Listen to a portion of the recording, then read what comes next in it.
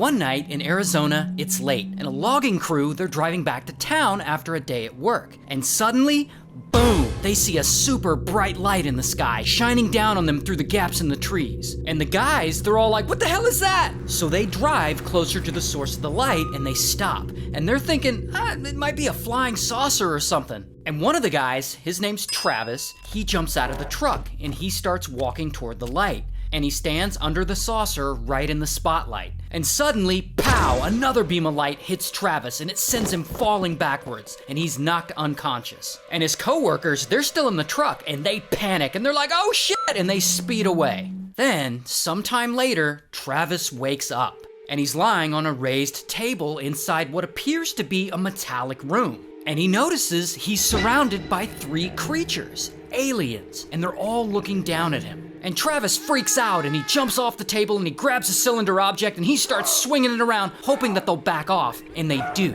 Then Travis leaves the room through an exit and he eventually ends up in a different room, and there he meets a different kind of alien. And this one actually looks human. So this humanoid alien escorts him to a different structure with 3 more humanoid-looking aliens, and they lay him down on a table and they place a breathing mask over his face and he passes out.